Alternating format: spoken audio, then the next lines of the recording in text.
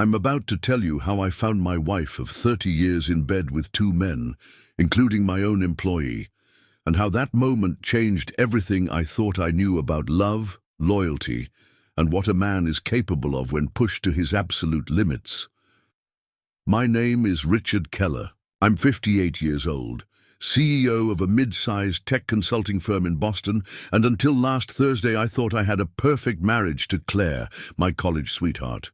I was wrong in ways that would make your skin crawl. It started innocently enough. The presidential election had just wrapped up with Trump's victory, and business was finally recovering from the post-COVID slump. I'd closed a major deal that would secure our company's future for years to come. To celebrate, I decided to surprise Claire with a weekend at the Ritz-Carlton where we'd spent our honeymoon 3 decades earlier. Room 1216. The presidential suite. $2,000 a night.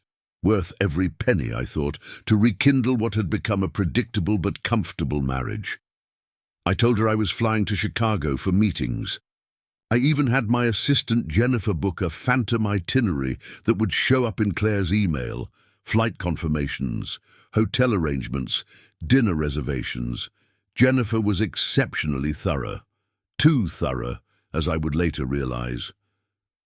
"This is perfect," Jennifer had said, a strange glint in her eye as she handed me the keycard to the suite she'd prepared. "Mrs. Keller will be so surprised." I had no idea how right she was. I remember every detail of that afternoon: the weight of the weekend bag in my hand, the subtle scent of lemon cleaner in the elevator, the way the hallway carpet muffled my footsteps as I approached room 1216. I'd arranged for champagne, roses, and Claire's favorite chocolate-covered strawberries to be waiting. I'd texted her saying I'd landed in Chicago and would call later. Her reply: "Have a productive trip, honey. Don't work too hard." My hand trembled slightly as I slid the keycard into the door. Not from nervousness, from excitement. 30 years of marriage, and I still got butterflies thinking about surprising my wife. The green light flashed. The lock clicked. I pushed open the door, and that's when my world unraveled. The first thing I registered was sound: rhythmic grunting, breathless moans, the unmistakable soundtrack of sex. Then came the visual, a tangle of limbs on the king-sized bed. At first my brain couldn't process what my eyes were seeing. 3 people. My wife, her back arched in pleasure. Her hair, that honey-blonde hair I'd run my fingers through thousands of times, splayed across the pillow. A man I'd never seen before positioned behind her, and straddling her face, his hands braced.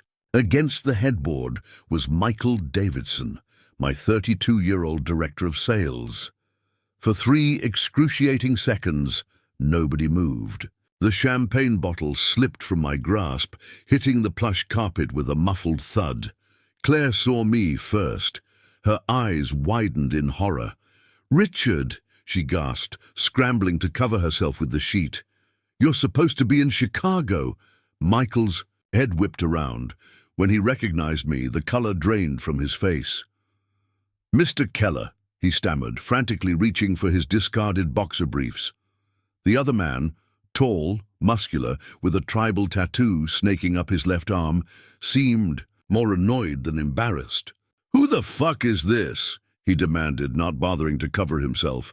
"I'm her husband," I said, my voice unnaturally calm. The shock had transported me somewhere outside myself, as if I were watching this scene unfold in a movie. And his boss. The strange calmness terrified me more than rage would have. It was the calmness of a man with nothing left to lose. Claire was babbling now, a stream of "it's not what it looks like," and "I can explain," and "please, Richard." But the words washed over me without penetrating. I was too busy noticing details. The champagne they'd been drinking, Dom Perignon, not the Veuve Clicquot I'd ordered. The men's watches casually tossed on the nightstand, Michael's Rolex I'd given him as a performance bonus last year. The lingerie strewn across the floor, red lace I'd never seen before. "How long?" I asked, that eerie calm still controlling my voice. Claire's mascara was running down her cheeks. "Richard, please, Let's talk about this in private." "How long?" I roared, the calm evaporating in an instant. The force of my voice made all three of them flinch.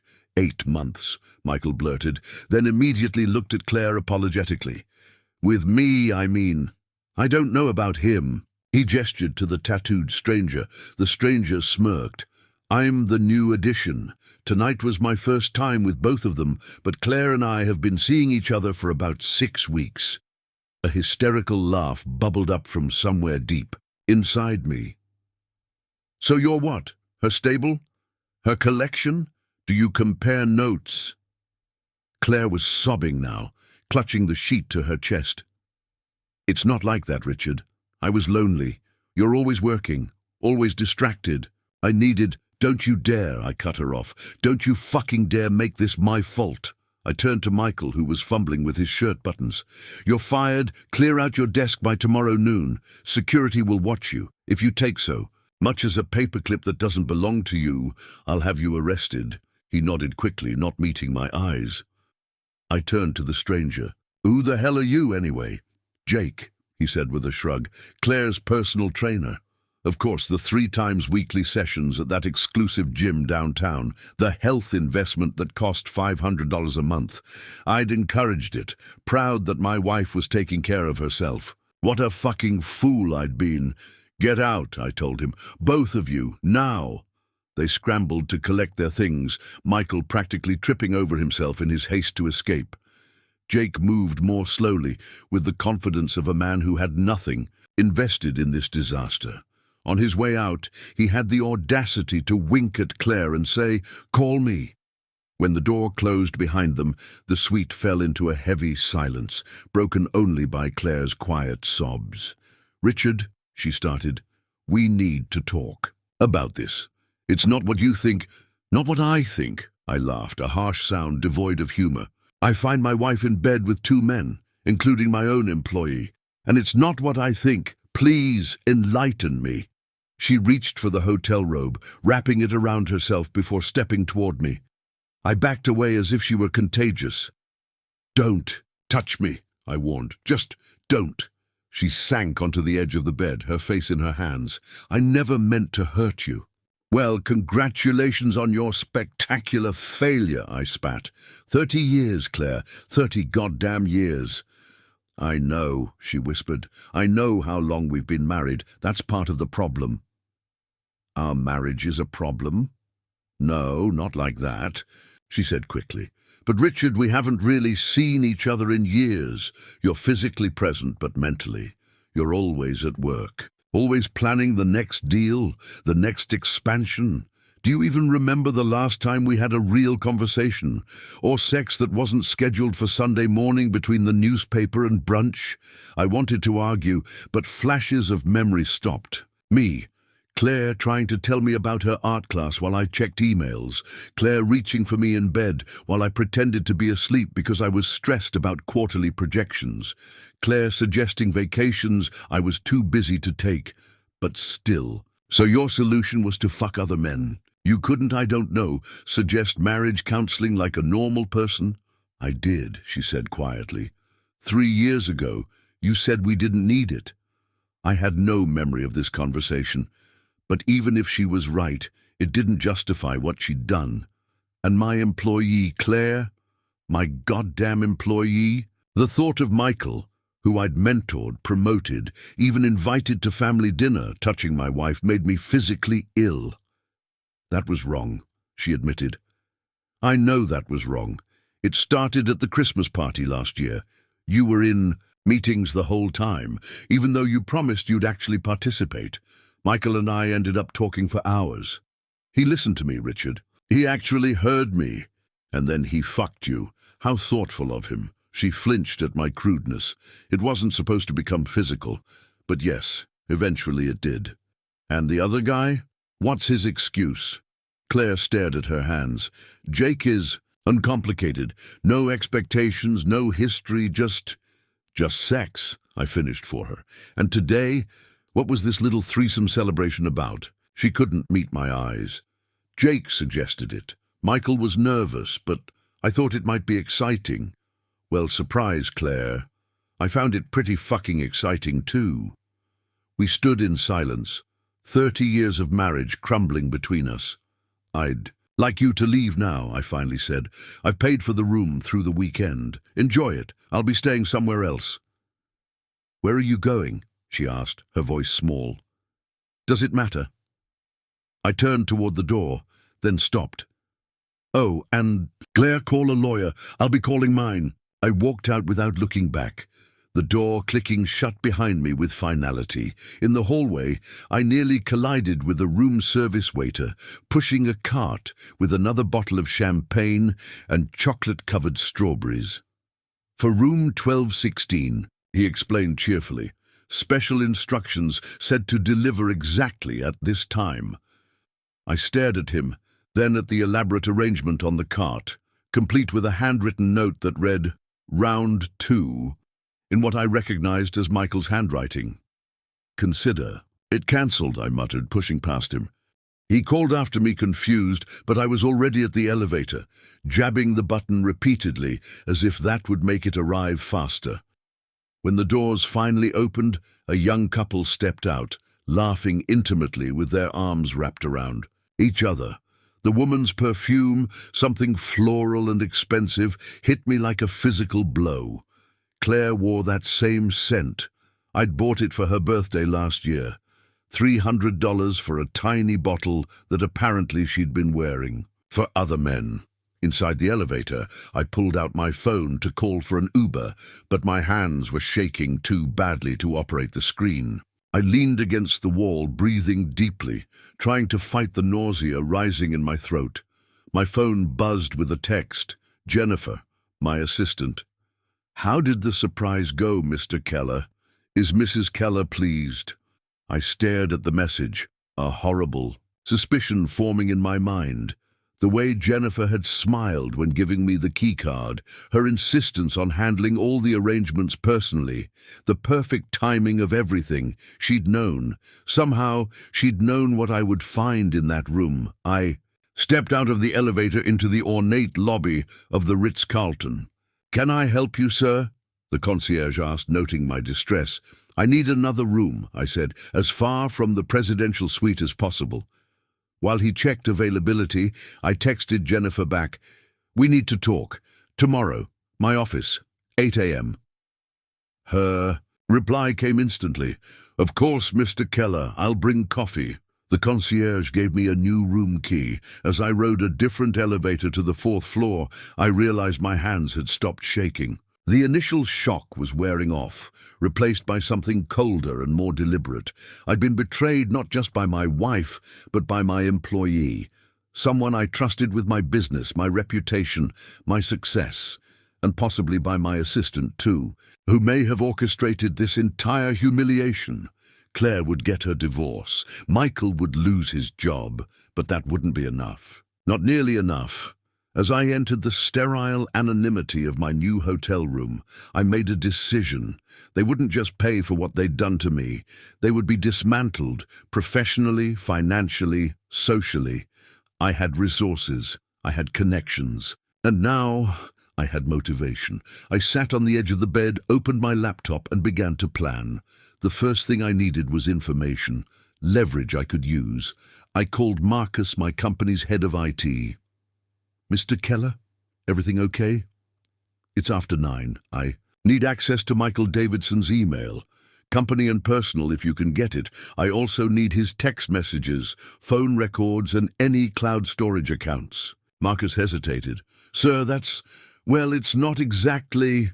It's a matter of company security," I cut in. "I have reason to believe he's been selling proprietary information. This is urgent, Marcus." It wasn't true, but it was enough to overcome his scruples. "I'll see what I can do. Give me a few hours." Next, I called Stephen Klein, my attorney of 20 years. "Richard, what's wrong?" He knew I wouldn't call this late unless it was serious. "I need divorce papers drawn up immediately. No fault isn't an option. I want to cite adultery specifically." "Adultery," he sounded shocked. "Claire, are you sure about this?" I walked in on her with 2 men an hour ago. One of them works for me. So yes, Stephen, I'm pretty fucking sure. A long pause. Jesus Christ, Richard, I'm so sorry. I don't need sorry. I need the most aggressive divorce strategy you can craft. I want financial destruction. I want her to feel what I'm feeling right now.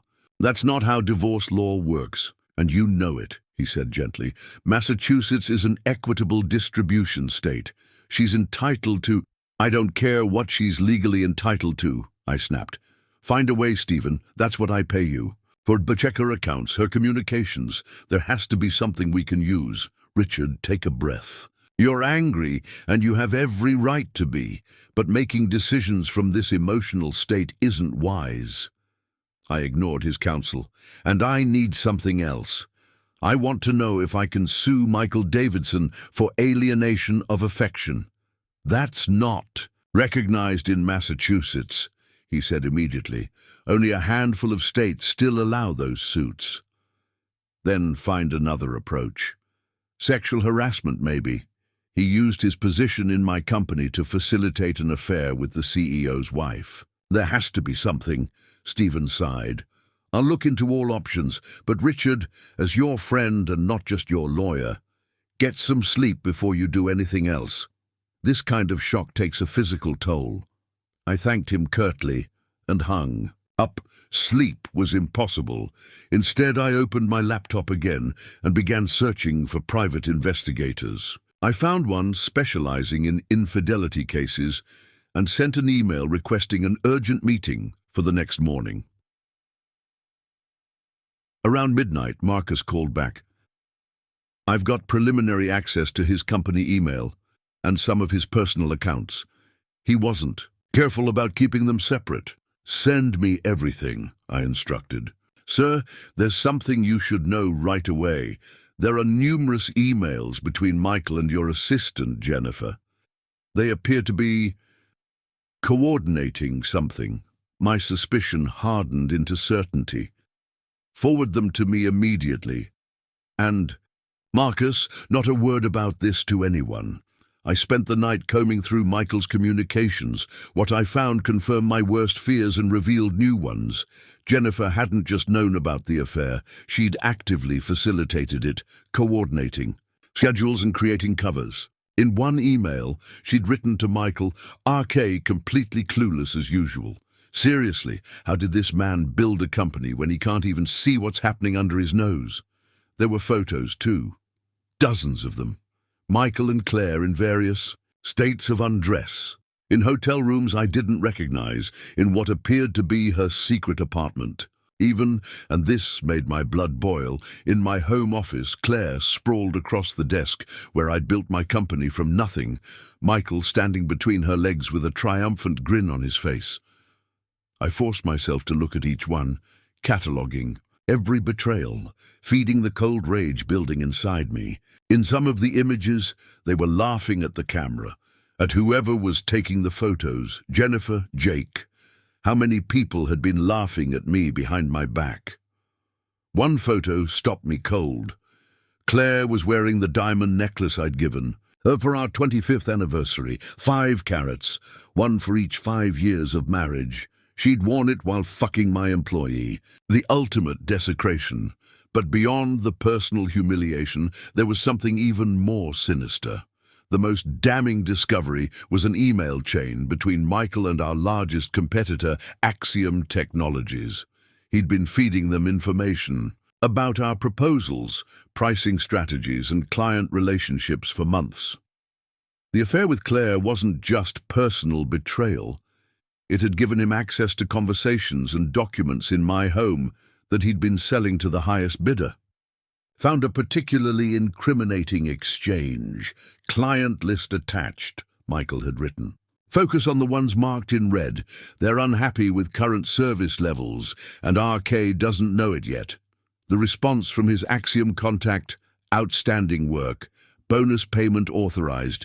Your girlfriend's discretion assured. So they were. Paying Claire too. My wife and my employee, selling my company out from under me while sleeping together in my bed. By dawn, My shock had crystallized into cold, focused rage.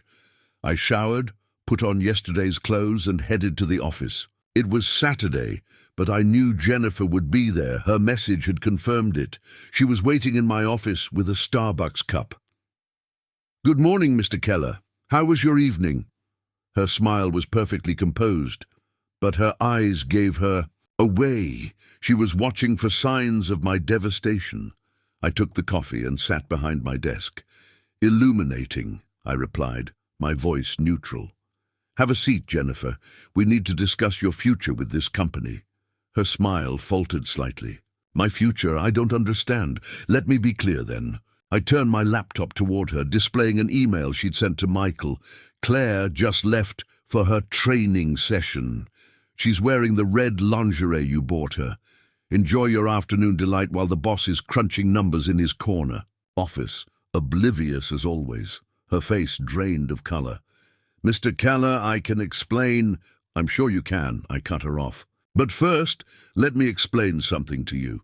In approximately 30 minutes, security will arrive to escort you from the building. Before they do, you'll sign this." I slid a document across the desk. "It's a termination agreement, acknowledging you violated company confidentiality policies. It includes a non-disclosure clause preventing you from discussing anything related to this company or my personal life. And if I refuse?" A hint of defiance crept into her voice. I leaned forward. "Then instead of merely being fired, you'll be arrested. You see, I've also discovered the little accounting trick you've been running, diverting my travel expenses into a separate account. That's embezzlement, Jennifer. Felony charges. Prison time." Her eyes widened. She hadn't expected me to find that it had been buried deep in financial records I normally wouldn't examine. "How did you—" "It doesn't matter how I know. What matters is what happens next. Sign the agreement, return all company property, and disappear, or face the consequences." She signed with trembling hands.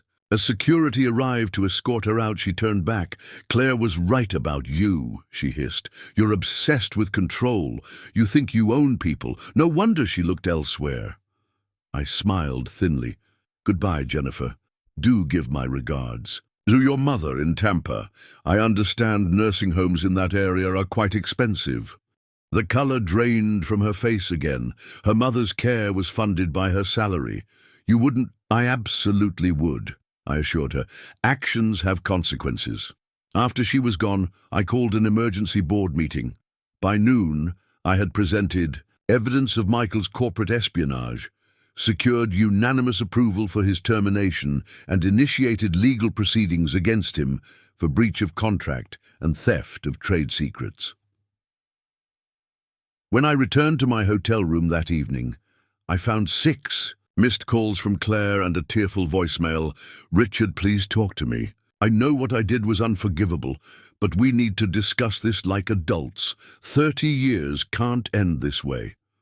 I deleted the message and called my newly hired private investigator instead.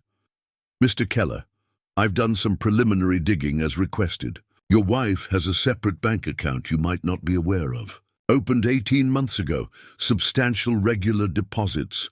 Source. Still working on that. But I've also found a lease agreement for an apartment in Cambridge under her maiden name. Signed 14 months ago." The revelations kept coming. Claire didn't just have affairs.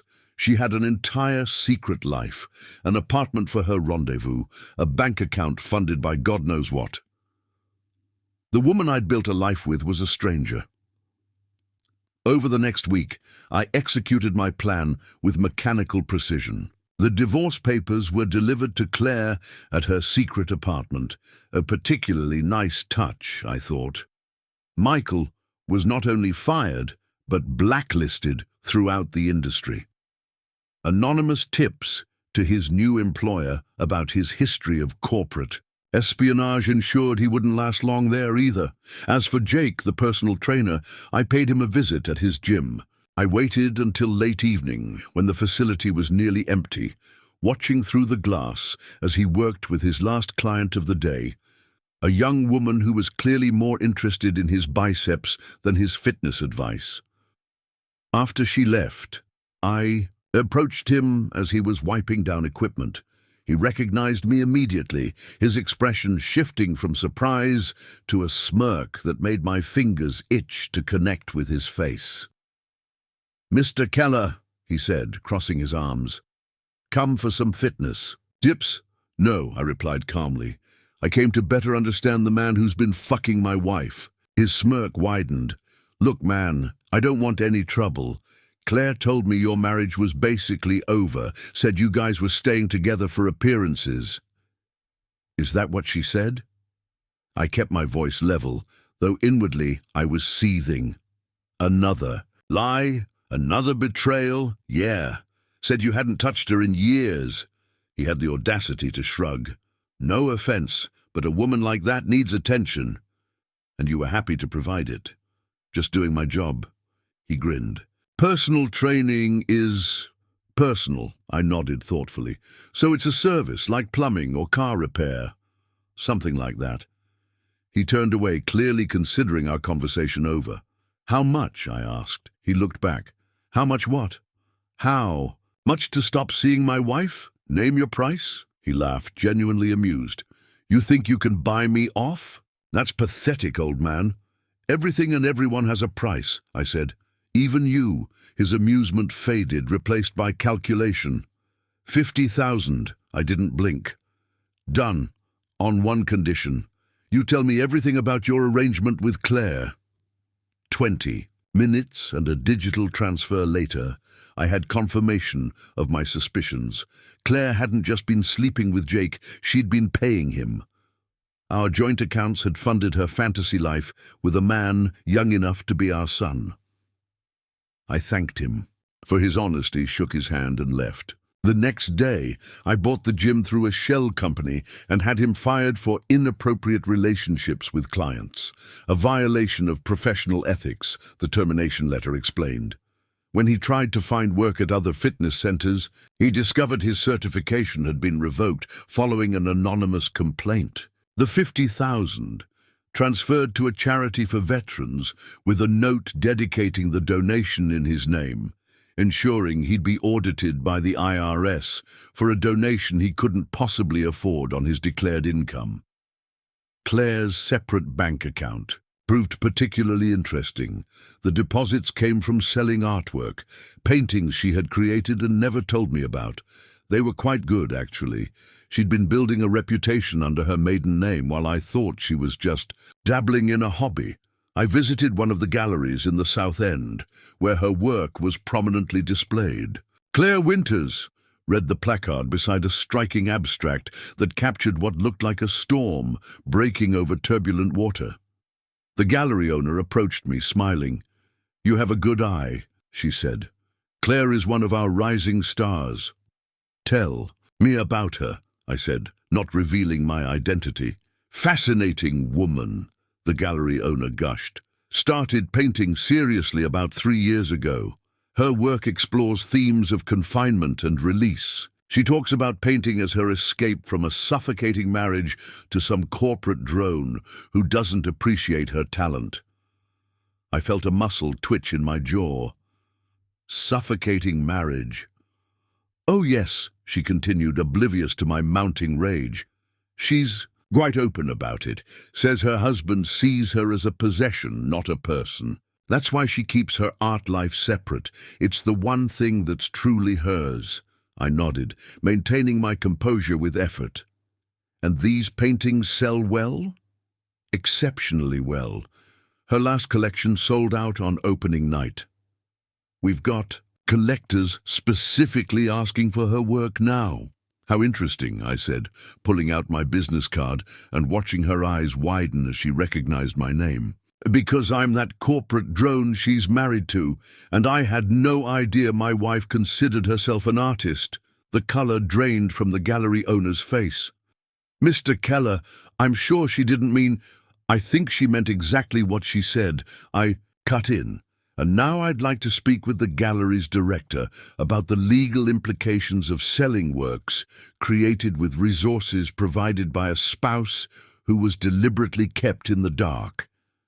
Within an hour, I had set the wheels in motion.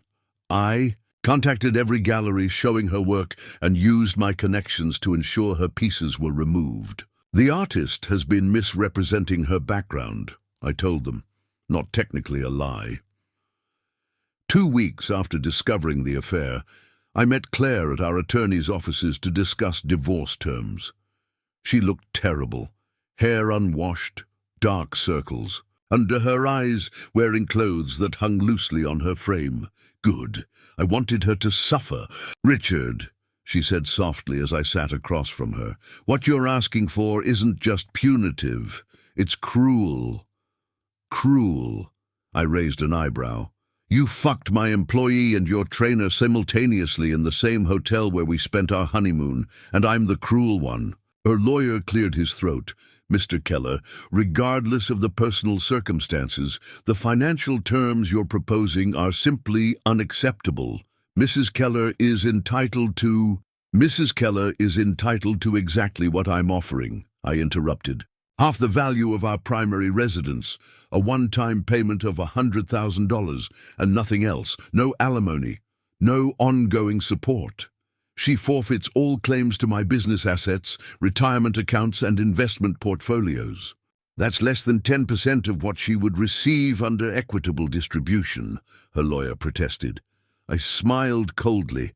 She should consider herself lucky. It could be much worse. Claire leaned forward. "Are you threatening me?" "Not at all.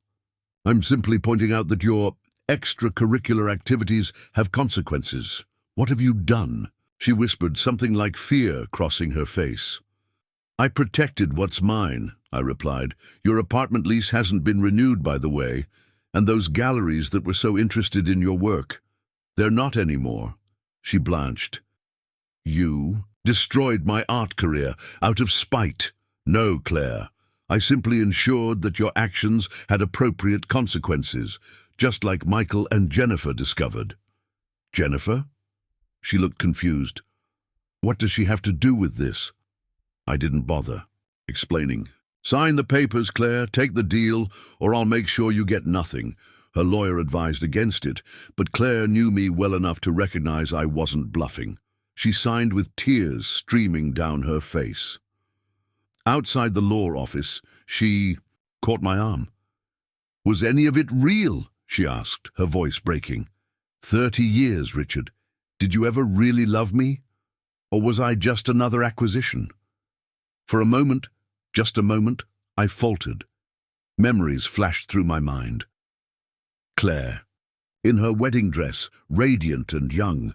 Claire holding our son when he was born, before we lost him to SIDS 3 months later. Claire supporting me through the early, lean years of building my business. Claire laughing in the kitchen of our first small apartment. "I loved you," I said finally. "That's why this hurts so goddamn much." "I loved you too," she whispered. "I just forgot how to show it, and you forgot how to see it." She reached for my hand, but I pulled away. "Goodbye, Claire." I walked to my car without looking back, slid behind the wheel, and sat there suddenly exhausted. The righteous anger that had fueled me for weeks was draining away, leaving a hollow emptiness in its place. My phone buzzed with a message from Marcus, my IT director. "Mr. Keller, we've completed the security sweep of Davidson's devices as requested. Found something you should see." I drove straight to the office where Marcus was waiting with a flash drive. "It's all here," he said, sliding it across the desk. "But I should warn you, it's personal, very personal." I nodded, dismissing him with a wave. When he was gone, I plugged in the drive and opened the files. Video recordings, dozens of them. I clicked on one at random, and there was Claire, in our bedroom, with Michael. The timestamp showed a date. From 6 months ago, when I was in Tokyo closing our expansion deal, I forced myself to watch enough to confirm what I already knew. They'd been sleeping together in my home, in my bed. But something else caught my attention. In the background on the dresser was a small device I didn't recognize, A camera of some kind. I checked another video from a different date. Same bedroom scene, different encounter, but the same device. Visible in the corner, they'd been recording their sessions. But why? The answer came in an email thread buried deep in a folder labeled Insurance. Michael writing to Claire, "If he ever finds out and tries to cut you out of the money, these videos go public. Fortune 500 CEO's wife in sex scandal would make quite a headline." Claire's response, "He'll never find out. Richard sees what he wants to see. Besides, the prenup expired 5 years ago. If he ever did divorce me, I'd take half of everything anyway." Michael, "Double protection never hurts. Trust me." So not only had they betrayed me, they'd created blackmail material to use against me if I ever discovered their affair. A white-hot rage surged through me, followed by a cold satisfaction that I'd found this before they could use it. I downloaded everything, wiped the flash drive, and made 3 backup copies hidden in different locations. Then I called Stephen.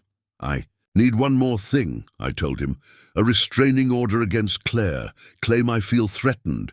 "On what grounds?" he asked. "Has she threatened you?" "I've discovered video evidence that she and Michael were planning to blackmail me. I'm concerned for my safety." The restraining order was issued the next day. Another humiliation for Claire, another victory for me. I'd won. I'd destroyed everyone who had betrayed me. I'd protected my company, secured my assets, and exacted my revenge. So why did I feel like I'd lost everything? My phone buzzed. A text from Stephen, my attorney. "It's done. Divorce finalized. Congratulations. You're a free man." Free. What a joke. I wasn't free. I was more imprisoned than ever. Locked in a cell of bitterness and revenge of my own construction. I started the car and drove with no destination in mind. Somehow, I ended up at the beach where Claire and I had spent our 5th anniversary. The sun was setting over the water, painting the sky in shades of orange and purple. I walked along the shore, shoes in hand, letting the cold water wash over my feet. For the first time since walking into that hotel room, I allowed myself to truly feel the pain, not just the anger, but the grief. 30 years gone, a shared history erased by betrayal, a future I'd always taken for granted suddenly vanished. My phone buzzed again. An email from Claire. No text, just an attachment. I opened it to find a painting, one I'd never seen before. It showed a man standing alone at the edge of an ocean, his back to the viewer, shoulders slumped in defeat, even as the waves crashed magnificently around him. The title beneath it read simply, "What Remains?" I stared at it for a long time, trying to decode the message she was sending. Was it an accusation, a confession, an apology? The man in the painting looked both powerful and powerless, master of a vast domain, yet diminished by it. As I studied it, I noticed something in the corner of the painting, barely visible against the stormy sky. 2 figures walking away hand in hand, so small they might be missed at first glance. One wore red, Claire's favorite color. The other was indistinct, faceless. Claire leaving me behind. Claire moving on. Claire finding happiness elsewhere, while I remained alone with my empire of sand and salt water. My throat tightened. For the first time since the hotel room, I allowed myself to remember the Claire I'd fallen in love with. Not the woman who'd betrayed me, but the girl who'd stayed up all night with me when my father died, who'd held our stillborn son in her arms and memorized his tiny features so she'd never forget him, who'd believed in my business idea when everyone else called. It impossible. What had happened to us? When had we become strangers occupying the same space? When had success and comfort replaced passion and connection? My phone buzzed again, another email from Claire. "I know you won't believe me, and I don't blame you," she wrote. "But it wasn't about the sex, it was about feeling seen. Michael and Jake made me feel visible in a way I haven't felt with you in years. I'm not justifying what I did. It was wrong, and I'll regret it forever.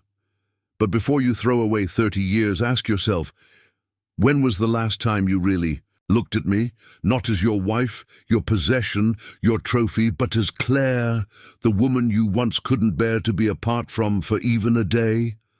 I started to type an angry response, then stopped. When was the last time? I couldn't remember. Couldn't recall the last real conversation we'd had that wasn't about schedules or social obligations or household management. A memory surfaced. Claire in a blue dress, standing in our kitchen 2 months ago. "Do you like it?" she'd asked, twirling slightly. "It's for the gallery opening tonight." "The what?" I'd responded, not looking up from my laptop. "My art class showcase. I told you about it last week." Right, I'd said, though I had no recollection. "Looks fine. What time do we need to leave?" "Never mind," she'd said quietly. "You're busy. I'll go alone." I'd been relieved. One less obligation, one more night to work. Had that been the turning point, or just one of 1,000 tiny rejections that had led her to seek validation elsewhere? I sank down onto the wet sand. Phone clutched in my hand, and finally let the tears come. In the destroying of others, I had destroyed something in myself. The victory was hollow, the revenge unsatisfying, the future uncertain. What remains when everything you thought you knew is gone? What remains when vengeance is complete but brings no peace? Just a man, standing alone on a beach with the tide coming in, wondering if all the power and control in the world is worth anything if you have no one to share it with. My phone rang, an unfamiliar number. I almost ignored it. Then something compelled me to answer. "Mr. Keller?" A woman's voice, professional but warm. "This is Dr. Elena Winters from Boston Memorial. I'm calling about Claire Keller." My heart stopped. "What's happened? Is she—" "She's stable now," the doctor assured me quickly. "But I'm afraid she attempted to take her own life earlier this evening." The world tilted. "What?" "She took an overdose of sleeping pills. Her neighbor found her when she noticed Claire's door had been left open. The paramedics were able to intervene. In time, I couldn't process what I was hearing. Claire, suicide? The Claire I knew was a fighter, a survivor. Even through our worst times, the loss of our son, my father's long illness, the near bankruptcy of my early business, she'd never broken, never even bent. Is she conscious? Can I speak with her?" I asked, already walking rapidly back toward my car. "She's sedated right now, but she had a note in her hand when she was found. It was addressed to you." "What did it say?" A hesitation. "I think that's something you should see for yourself, Mr. Keller. I drove to the hospital in a daze, breaking speed limits, running yellow lights. Had I done this? Had my revenge pushed her to this desperate act? I'd wanted her to suffer, yes, but not this, never this. The emergency room was chaos, crying children, moaning patients, harried staff, but I was directed immediately to a quiet corridor in the back, where a police officer stood outside a private room. He checked my ID, nodded gravely, and stepped aside. Claire lay pale against white sheets, an IV in her arm, monitors beeping steadily beside her. She looked small, diminished. Not the vibrant woman who'd shared my life for 3 decades. Not the deceitful wife who'd betrayed me. Just fragile, human, broken. Dr. Winters handed me a folded piece of paper. "She's going to need psychiatric evaluation when she wakes up. And support." I nodded numbly, unfolding Claire's note with trembling hands. "Richard," it began in her familiar handwriting, now shaky and uneven. "I know nothing I can say will undo what I've done. I betrayed you in the worst way possible. I deserved your anger, your divorce, even your vengeance. But I never expected you to be so thorough in your destruction. You didn't just take away our marriage. You took away my identity, my passion, my future. My art was the one true thing I had left, the only place I could be honest about who I've become. Without it, I have nothing. I'm nothing. I'm sorry for every lie, every betrayal. I'm sorry I wasn't brave enough to tell you years ago that I was drowning in our perfect life. I'm sorry I sought escape in other men instead of fighting for our marriage. Most of all, I'm sorry for the pain I've caused you. Please know that despite everything, those 30 years weren't a lie. I did love you, deeply, completely. Somewhere along the way, we both stopped trying. We both retreated into separate worlds. Mine just happened to be more secret than yours. Forgive me if you can. Forget me if you can't. Always, Claire. I sat beside her bed for hours, watching her breathe, remembering the woman I'd fallen in love with, the life we'd built, the pain we'd shared and inflicted. When her eyes finally fluttered open near dawn, they widened with surprise to find me there. "Richard," she whispered, voice hoarse. "Why are you here?" I took her hand, gently, tentatively. "Because this isn't what I wanted. Any of it." "What did you want?" She sounded genuinely curious, not accusatory. I thought for a long moment. "I wanted back the life I thought we had." "We haven't had that life for years," she said softly. "We've been ghosts haunting the same house." "I know that now." We sat in silence, the machines beeping rhythmically, marking time. "I don't hate you," I finally said. "I thought I did. I wanted to, but I don't." A tear slipped down her cheek. "I don't hate you either, not even after everything you've done." "Where do we go from here?" I asked. She shook her head slightly. "I don't know. I don't think we can go back." "No," I agreed. "But maybe we can both go forward, separately, but without trying to destroy each other." She squeezed my hand. Weakly. "I'd like that. I don't have all the answers yet." But as I watched the sun rise through the hospital window, casting golden light across Claire's face, I realized that finding those answers would be my next challenge. Harder than building a company, harder than executing revenge, harder than facing betrayal. It would require rebuilding not just a life, but myself, learning to trust again, learning to love again. If not Claire, then eventually someone else. Learning to be vulnerable without fear of betrayal. I stayed until Claire fell asleep again, then quietly left the hospital. On the drive home, I called my lawyer and instructed him to reinstate Claire's gallery showings. "Tell them I was mistaken," I said. "The artist has every right to display her work." I also called the board of my company and scheduled an extended leave of absence. "Personal reasons," I explained. "Effective immediately." The tide of my life was turning, washing away old footprints, old patterns, old wounds. Tomorrow would be another day, and for the first time in 30 years, I had no idea what it would bring, but for the first time in months, I was ready to find out.